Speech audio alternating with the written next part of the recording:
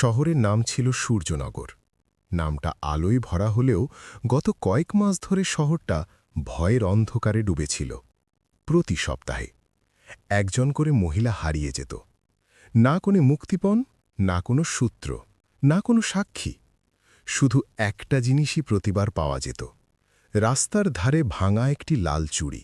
শুরু রাত ৯টা বাজে। নিউজ চ্যানেলে অ্যাঙ্কার বলছিল, সূর্যনগরে গত ২ মাসে ১৭ জন মহিলা রহস্যজনকভাবে নিখোঁজ। পুলিশ এখনও কোনো সূত্র পায়নি। শহরে আতঙ্কের পরিবেশ। টিভি বন্ধ করে রিয়া চৌহান রাগে বলল, এটা কোনো সাধারণ অপরাধী নয়, এটা সিস্টেমের ভেতরের কেউ। কমিশনার ধীরে বললেন, ম্যাম, আমরা চেষ্টা করছি, কিন্তু কোনো ক্লু পাচ্ছি না। রিয়ার চোখে আগুন, কারণ অপরাধী জানে পুলিশ কিভাবে কাজ করে। রিয়ার পরিকল্পনা। রিয়া বলল, এইবার শিকার নয়, আমি শিকার সেজে যাব। কমিশনার চমকে উঠলেন, ম্যাম, এটা খুব বিপজ্জনক। রিয়া হেসে বলল, বিপজ্জনক তাদের জন্য, আমার জন্য নয়। ছদ্মবেশে মিশন। পরের রাত।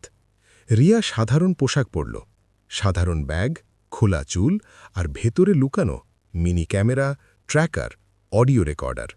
সে একা বাস স্ট্যান্ডে দাঁড়িয়ে রইল। আসল খেলা শুরু। রাত ১১টা। একটি পুলিশ জিপ এসে থামল।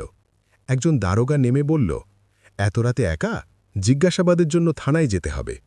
রিয়া ভয় পাওয়ার অভিনয় করল, সাহেব, আমি বাড়ি। থানায় পৌঁছে রিয়া দেখল, ভেতরে অনেক মহিলা বন্দী।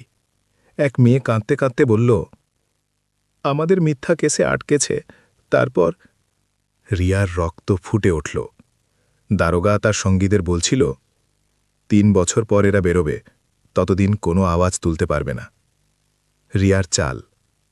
রিয়া চুপচাপ রেকর্ডার অন করল, আর দারোগাকে বলল, তোমার ভয় লাগে না? দারোগা হেসে বলল, আমার ওপর মন্ত্রীর হাত আছে, কেউ কিছু করতে পারবে না। এই কথাটাই দরকার ছিল রিয়ার। বড় প্রকাশ। রিয়ার সঙ্গে সঙ্গে এসিপি বিক্রমকে সিগন্যাল পাঠাল।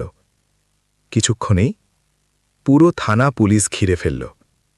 দারোগা হতভম্ব, এ কি হচ্ছে? তখনই রিয়া নিজের ছদ্মবেশ খুলে জোরে বলল, আইপিএস রিয়া চৌহান। দারোগার পায়ের তলা থেকে মাটি সরে গেল। সত্য প্রকাশ। তদন্তে জানা গেল, দারোগা আর কয়েকজন দুর্নীতিগ্রস্ত অফিসার মিলে মহিলাদের তুলে নিয়ে যেত, মিথ্যা কেস দিত, আর মানব পাচার চক্রের কাছে বিক্রি করত। পুরো শহর স্তব্ধ হয়ে গেল। শেষ।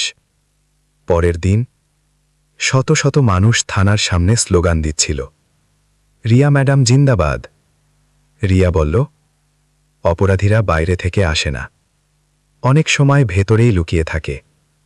কিন্তু মনে রেখো, আইন কখনো